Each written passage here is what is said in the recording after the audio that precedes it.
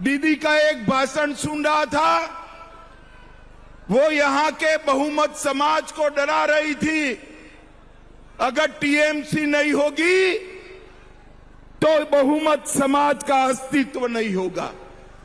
अरे दीदी, सदियों से हम यहां रह रहे, आप कौन होती हो हमें डराने वाली? आपके शासन में मुर्शिदाबाद में दंगे हुए, आप कहां गई थी? आपके शासन में रामनवमी पर हमला हुआ, आप कहां गई थी? आपके शासन में सरस्वती पूजा पर रोक लगी, आप कहां गई थी? ये दीदी से डरने की जरूरत नहीं है। यहां नरेंद्र मोदी के नेतृत्व में भारतीय जनता पार्टी की सरकार। वीरभूम वालों, वो दिन लग गए। आप मेरी बात मानकर चलना। 23 अप्रैल को ममता दीदी का कोई भी गुंडा आपका बाल बांका नहीं कर पाएगा, बाल बांका नहीं। चुनाव आयोग ने 800 से ज्यादा कंपनियां भेजकर यहां पर शांतिपूर्ण मतदान की व्यवस्था करी है। किसी को डरने की जरूरत नहीं। भाइयों बहनों, ये चुनाव जो है घुसपैठियों को निकालने का चुनाव।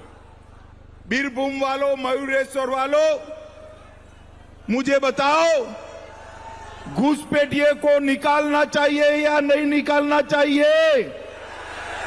अरे जोर से बोलो, निकालना चाहिए या नहीं निकालना चाहिए? क्या ममता दीदी निकाल सकती है? क्या निकाल सकती है? ये भतीजा निकाल सकता है?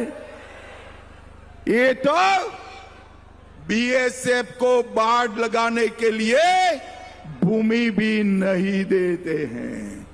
हमने तय किया है कि भाजपा सरकार बनते ही 45 दिन में पूरी बंगाल की सीमा पर बाढ़ लगाने के लिए भूमि दे दी जाएगी, दे दी जाएगी। और मेरी बात याद रखना, भारतीय जनता पार्टी का वादा है कि न केवल बंगाल, देश भर से चुन चुन कर घुसपैठियों को देश के बाहर निकालने का काम हम करेंगे। भाइयों बहनों, टीएमसी के शासन में भ्रष्टाचार बहुत बड़ा मुद्दा रहा और दीदी कहती है भ्रष्टाचारियों से हमें परहेज नहीं है। अब भ्रष्टाचार और गुंडागिरी में वीरभूम से ज्यादा किसको अनुभव हो सकता है? भाई वीरभूम वालों, भ्रष्टाचार का अनुभव है या नहीं है?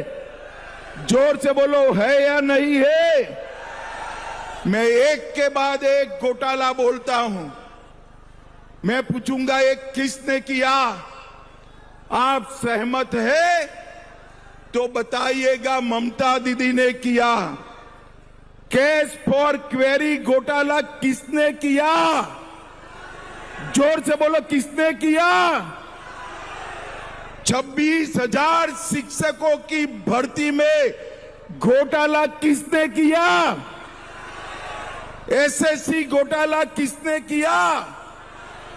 नगर पालिका, नगर निगम भर्ती घोटाला किसने किया? गाय तस्करी का घोटाला किसने किया?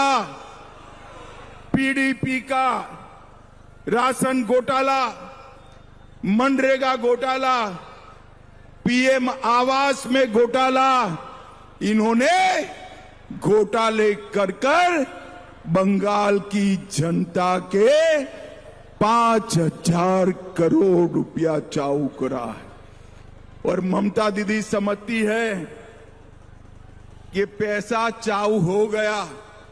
मैं सारे भ्रष्टाचारियों को कहकर जाता हूं, भाजपा सरकार बनने के बाद